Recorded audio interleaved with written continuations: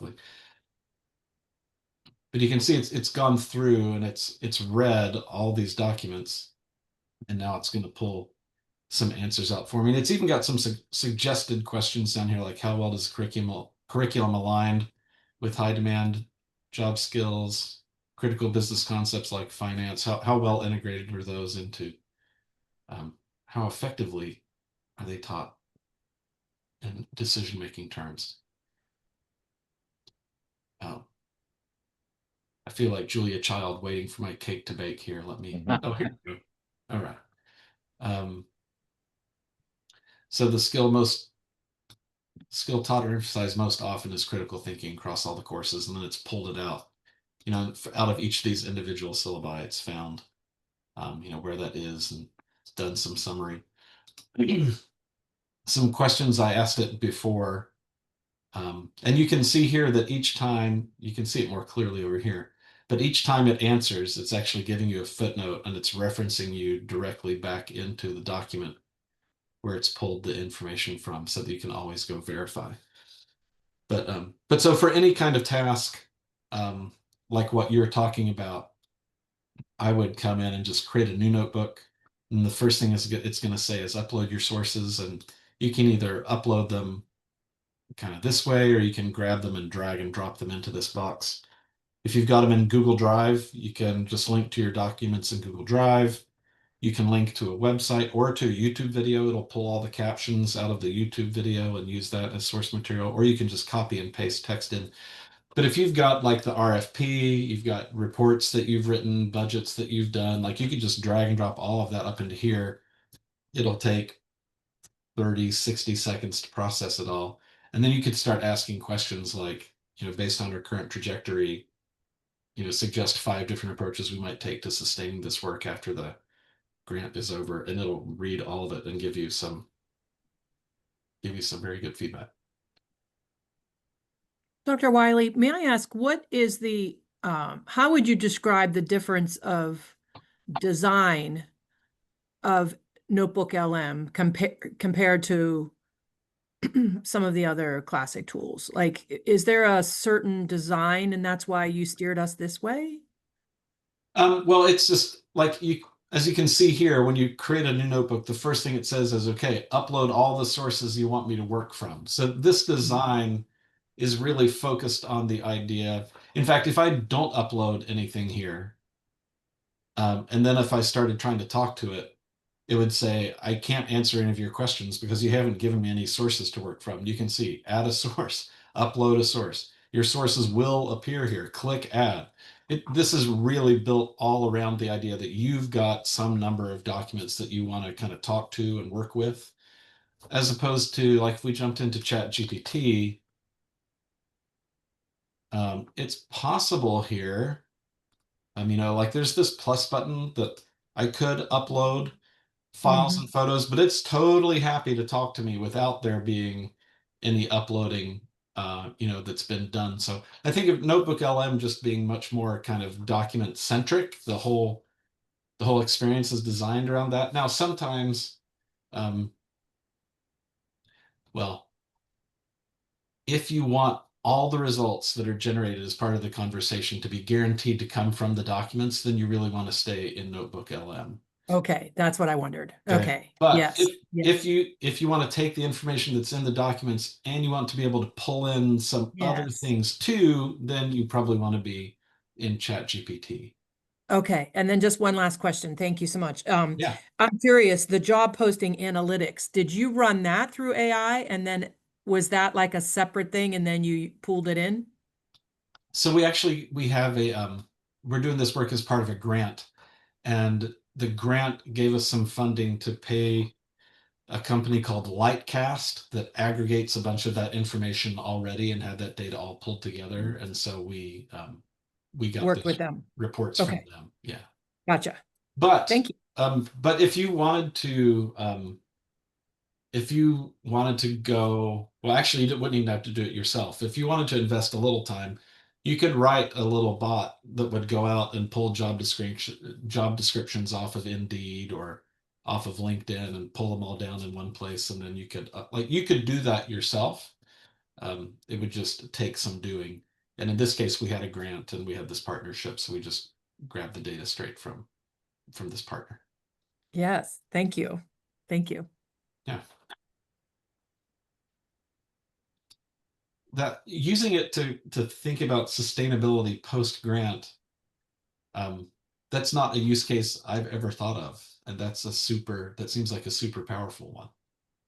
Mhm. One thing that would be very interesting to me, Amy, if we look at this from a macro standpoint, would be to look at the I3 grants, the Arnie Duncan grants, and now we're 12 to 15 years out from those innovation education grants, and a lot of winning grants were based on project-based learning or entire schools that were, like in New York City, that were convened around project and problem-based learning. So now we're a dozen years out, and that funding is gone. So how are those folks doing? And then if we put that into the Smarty Party, we might really get some analytics about sustainability.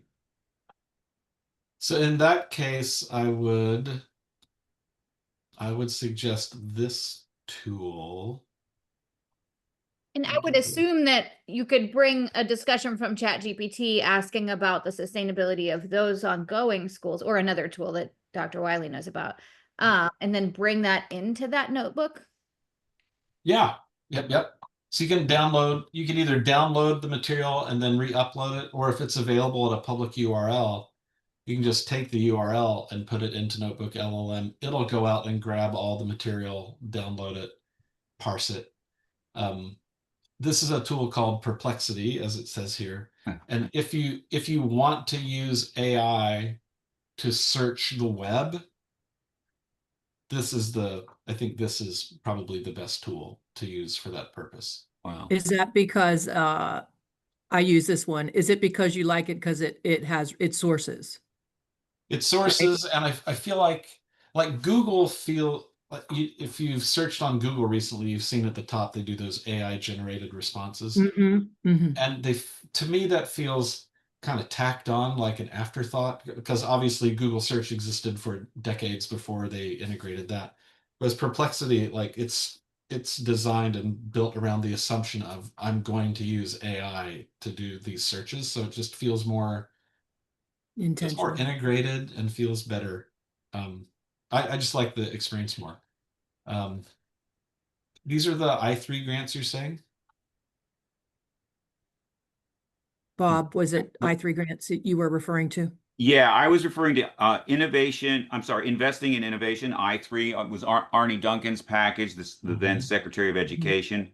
That package was succeeded, I'm sorry, I'll come up with it. There was a new acronym, Education, Innovation, and Research.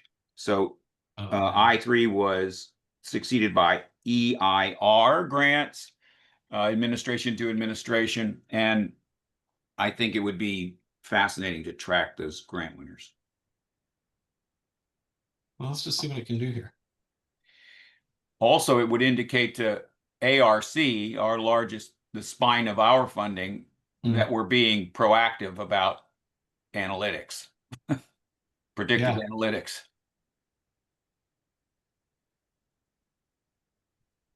So here it's showing you some of the sources that it's pulled from, and it's writing a summary of key outcomes and lessons learned from the program. So that number 3 there is actually the question we need. I mean, we could follow up on many, but that requirement for sustainability is, our question is, how did they do? Yeah. And how did they jump out of the grant bucket? Those that were sustained, what is the architecture of that successful sustainability? I want to know. Yeah, I mean, let's just keep going.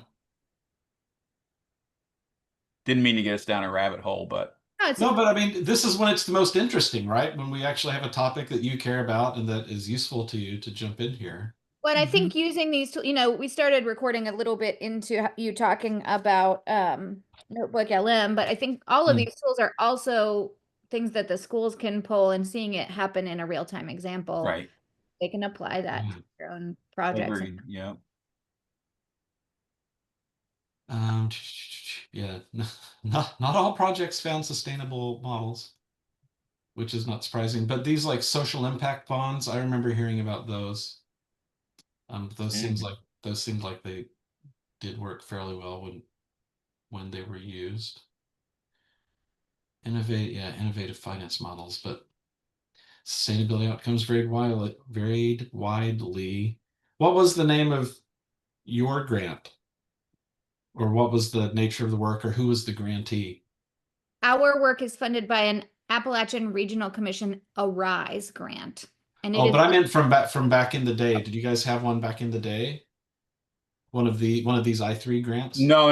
I only Okay. I pursued an I3 grant with a Pennsylvania Coalition of Educators, and there are 5 categories where you scored up to 20 points, and we scored perfectly across the design piece, but we failed utterly on the evaluation piece because no one had suggested the tool that we came up with, and so we hired a professional evaluation design company to design the evaluation tool. And the grant reviewer said, nah, we don't believe that evaluation tool is adequate. So, but in that I3 process, I just got familiar with, who was winning. And it's been a long time. I mean, I can't name them chapter and verse, but yeah. I'd be so curious about the sustainability of that. I know some of them moved to family offices, philanthropic family offices for continued funding, but I don't know how that's sustained either. I think it's an interesting question to ask AI because here's Dr. Wiley, just for some background, the interesting thing about our model, which was intentional in terms of the way we built the sustainability, is it's actually pretty inexpensive for schools. It can be as expensive as they make it. But so we offer grants that they can invest in some advanced tooling options, but we kind of try to train close to the school so that it is that when we leave, it is sustainable. Here's the challenge is it's the support structure and those options for the sub-grant work and allowing for them to explore and the students to submit grants, but also like the network expansion and support structure is the biggest sustainability piece of it's almost self-sacrificial of like we work ourselves out. And that's where the challenge will be is that like we're expensive. Right. Well, I mean, that's the whole nature of grants, right? Is that there's good support and funding for these kind of one-time activities, but then once you have done your thing and you withdraw, then how does it there's not ongoing funding for ongoing work to happen. But I do think it's a good challenge to provide to the robots and see what they can. I mean, we had some luck with that in the grants that I had around open education, in building community, which it seems like you guys have done as well, and kind of connecting people together so that they can support each other. And as long as every person in that group feels like they're getting at least as much out of it as they're putting into it, then those communities can be pretty resilient and last for a long time. Anyway, we're sliding off the topic of AI just a little bit, but yeah, I would encourage you to take all your grant documentation and I mean, you might try loading it all up into Notebook LM and then try loading it all up into ChatGPT and asking the same questions and see, because it's like talking to different smart people, right? You'll get kind of slightly different views on things depending on which model you talk to. Do you know if that Notebook LM is collaborative? Can you invite more than? You can, I think you can share for other people to look at what you've done. I'm not sure if multiple people can talk to it. Drive it. Yeah. It might be one driver. Amy, you're a perfect driver. I was thinking about our team, but I was also thinking of like a teacher project team or a student project team that like if they're creating project documents, they could actually put their project documents into it as a notebook, ask it questions about timing, scheduling, get feedback on the project assessment. Like there's some ways they could use that as an internal project group. Is the aim for the next session with students to I'm curious about that. So is it about sort of like a brainstorming, like, so how can AI help you with your project work and connecting with the community? And is it sort of brainstorm? Is it like that, sort of a design meeting? Or is it more of a instructive? Well, we haven't really defined it yet. We just said we Oh, want to get all the students together one time before we're done. yeah, And super I was fun. hoping at the end of this conversation today to put a little more, specifics around that, so I knew what to be ready for that. But Yeah. I'm happy to do either of those things you just said, or something else, if you whatever you think would be most valuable for them. I Yeah, think so that, David, oh, no, go sorry, ahead. Amy. Well, David, one thought I had is that we would send out to our, our principals or coaches, and ask them to maybe provide a couple different questions that they found relevant that we could Hmm. go ahead and tee up, give you some advance um, Yeah. opportunity to prepare for those. And they could even ask their students to help them kind of come Mhm. up with those, right? Yeah, and that's Yes. exactly what I had Yeah. Okay. intended. So, I any love it. thoughts? Anything That was what I different? was gonna say, is that we could do some sort of either advance or in the moment question collection technique. So Mhm. advanced is better because then you have a moment to prepare and you can kind of sort so that you're not answering the same question 3 different times in 3 different ways. Yeah, Yeah. for our students, we did have a group join from Midland Trail a few sessions back. It's been a while now, but Mhm. what I'm finding is that um, at least the first Wednesday of the month is our principals meeting in Fayette County, and some of our coaches are pulled into that, so Ah, that's limited today's audience. okay. I was also thinking that if we could get the link, we should advertise this one a little bit differently, like maybe put that request for questions, the date and the link, and also just like a little bit of a highlight of like, with students on the call, we'll discuss submitted questions and have a time for open question and answer, but Yep. maybe just a little bit more push behind that one. Yeah, really to get those questions out and in your hands, David, maybe a week in advance. So, Yeah, that'd be awesome.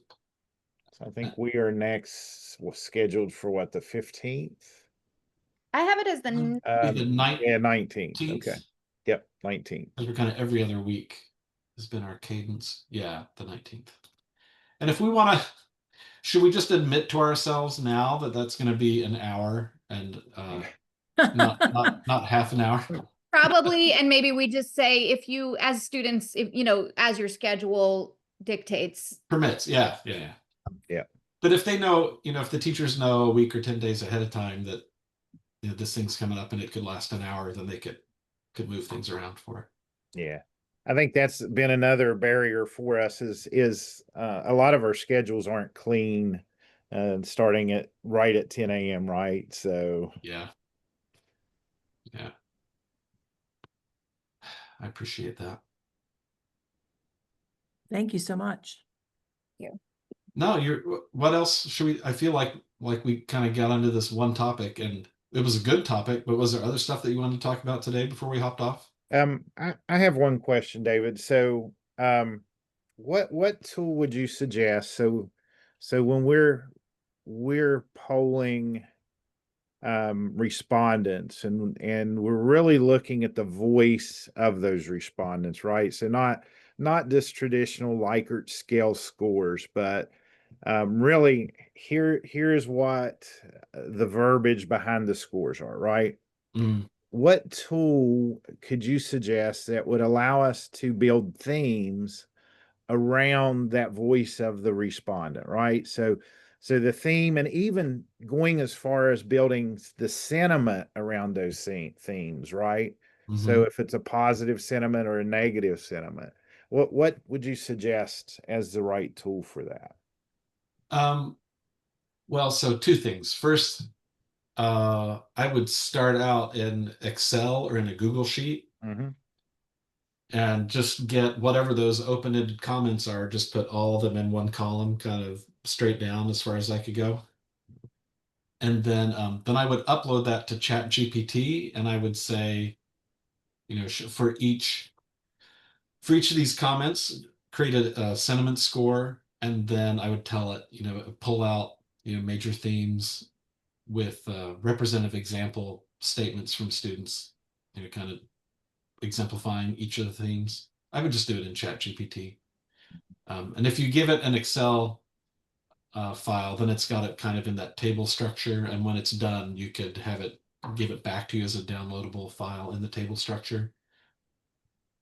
So then you could like do average, you could do some things like average sentiment and stuff. Well, actually, you could have it do that for you too. But I always like to have the processed file at the end to be able to pull it out and download it and hold on to it, because you might think of some other questions that you have 3 days later. And if you got that file, then you can just upload it again and have it work on it some more and download, that version of it and just kind of keep that conversation going over time. But I think chat is fine for that. Give Okay. it some good instructions about finding themes and giving you some examples of statements for each theme. And then, yeah, it does sentiment. I've used it for sentiment analysis before too. It's quite good Yeah. at that. But I've done this a little bit, and some of the I got some conflicting themes, and that may be just because that was the response, right? But Yeah, I think um, that's more often the case than not, I would say, in qualitative research, that people have pretty differing opinions that then you end up trying to figure out, have at this conference I used to run, we'd get feedback every year. Like half of the people would say there's not enough food, there's not enough like coffee, not enough this, not enough that. And the other half would say this conference costs too much. You've got to bring the price down. And so, right, these yeah, people want more, more, more, and these people want, and like, well, they yeah, will vote. exactly. Yeah. I know what the themes are. I'm not Failing sure that, what to do with it though.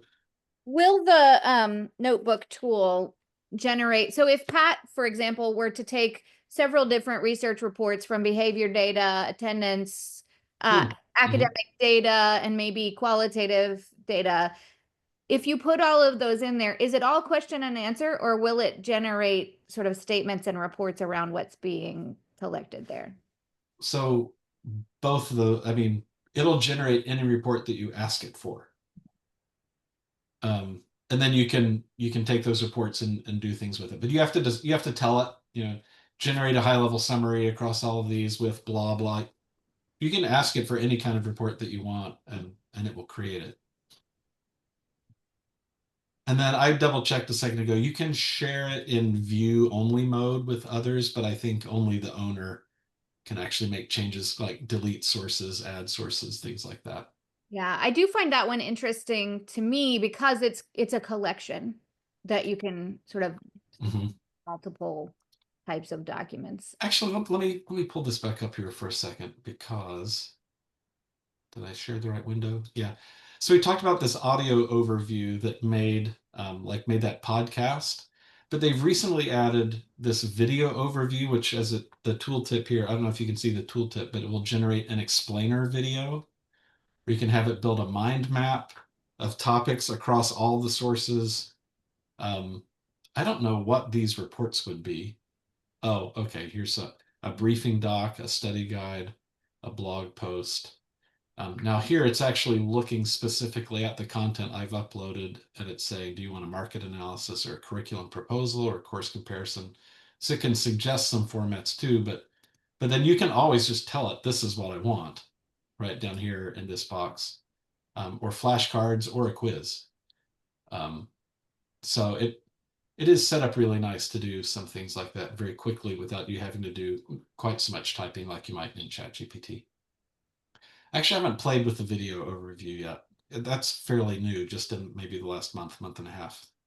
But it seems like loads of people. In fact, I know students are, I think I can say we're recording, so I have to be careful what I say.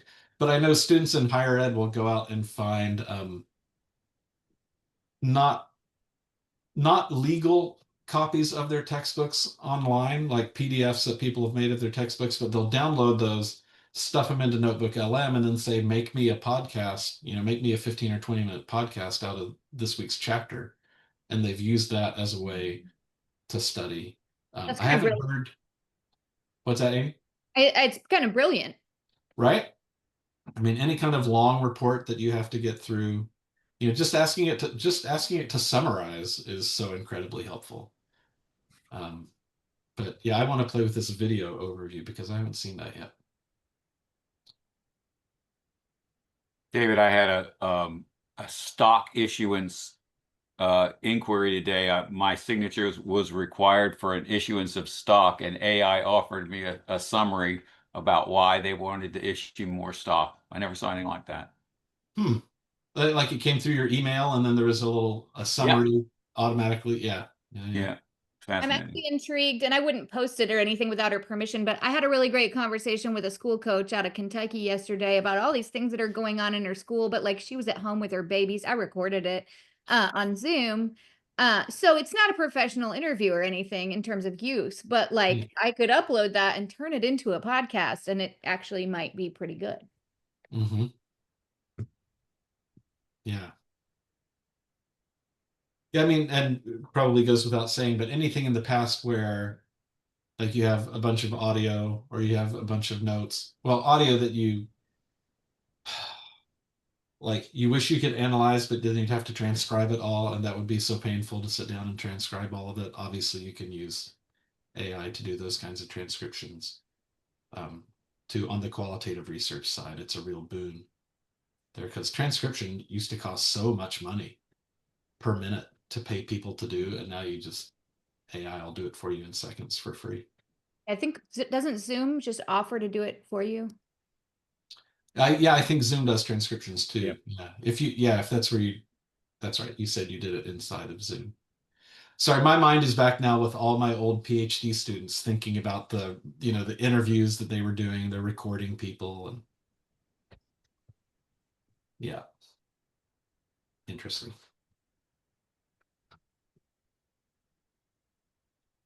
I feel like I'm just kind of in random tool talk mode now, but have we talked about napkin No.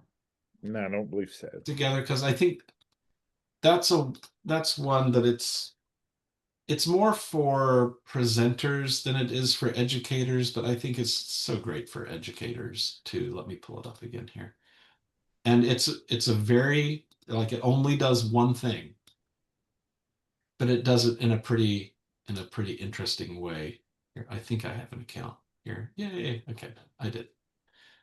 So thank you. 0 is fine by me. Let me go back to the app. So what this does is it lets you put in any kind of text, and then it will turn that into a diagram for you to use when you're presenting it. So let's just go over to Wikipedia and grab, oh no, I just want Wikipedia, please. Oh, maybe like water cycle. Now, obviously, there are a bunch of pictures of the water cycle out there already, but let's just grab this kind of high level description here and throw it into Napkin. And let's see. Let's see what it'll do for me. Okay, it's summarizing. It says AI is writing. Okay, but now I want you to. Where did it go? Not today. Thank you.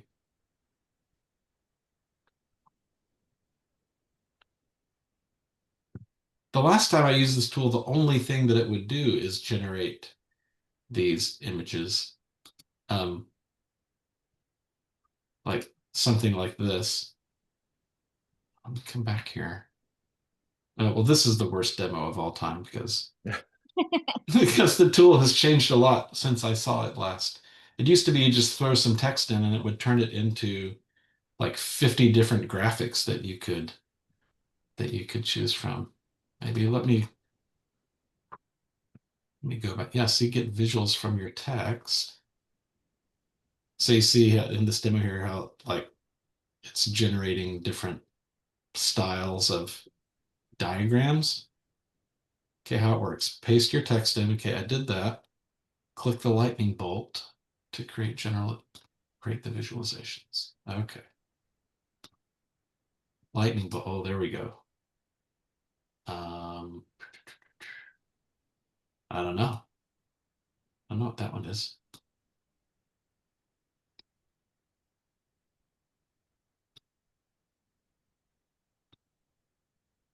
All right.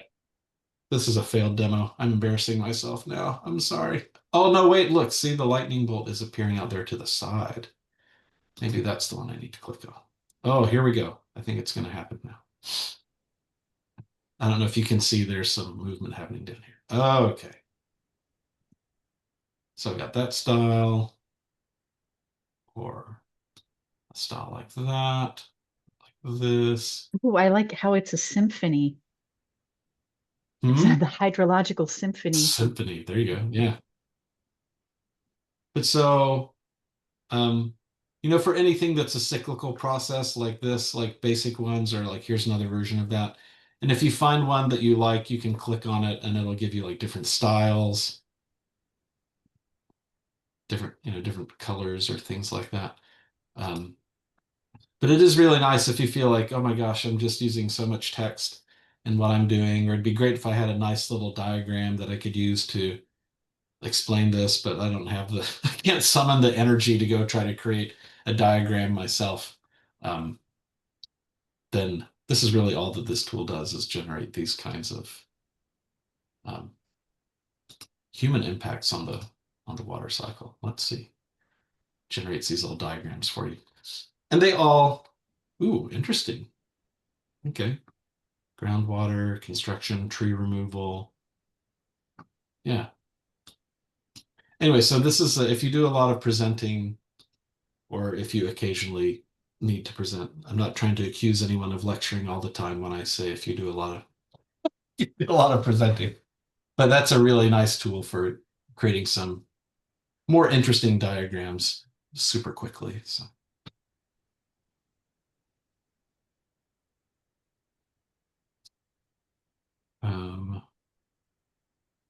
Yeah, okay, sorry, that one was kind of unprovoked. It just came to mind as we were talking. There, but anything else we should talk about today? I like the plan for next time. We have the students and the coaches send in their questions ahead of time, and we'll just look at a bunch of neat stuff and hopefully do some demos and answer questions. And All right, that sounds like our plan for next on the 19th. So we'll make sure we get a message out in the next day or two to all of our stakeholders out there, and David, I'll have them reach out directly to you with their questions if that's okay. that's great. Yeah. Yeah. I wouldn't want to be in the middle of that either. Yeah. So, Bob and Messina, would you guys poll your coaches and your partners just try to gather 2 or 3 questions from Absolutely. And then I'll do the same for our West Virginia team. And Teresa's not on, so I will touch base with her as well. Sorry, I'm fiddling with Napkin with the empowerment protocols, but I don't think I fed it enough information. I mean, it made some things, but they're just not that cool. Yeah. Pat, are we asking our coaches to tell me the nature of the question we're asking our coaches? Yeah. So we want them to really work back with the students, right? To see the top 2 or 3 items of interest for AI that they would like to know about. I got it. Thank you. Sure. I think if they've generated questions, it also probably increases the likelihood that they'll join. Yeah. Yeah. Yeah. If their students have a question that, and that I think they're more likely to come so their students can hear the answer to the question they asked. I just had a humorous thought about a student putting a prompt into AI to say, I got to come up with a question about AI. Can you give me? Your game. What are 3 things I am interested in? Oh, that's fun. So, all right. Thank you, David. Anything else for today? David, I don't think we've ever hit our 25 minutes. I think we always have good conversation and get a lot of good data. So thank you. We have. It's been good. It's been good. All right. I appreciate you guys. We'll come back Thank together on you. the 19th. Thanks, everyone. Thank Good you. All right. job. Appreciate it. Bye. See you then. Bye-bye.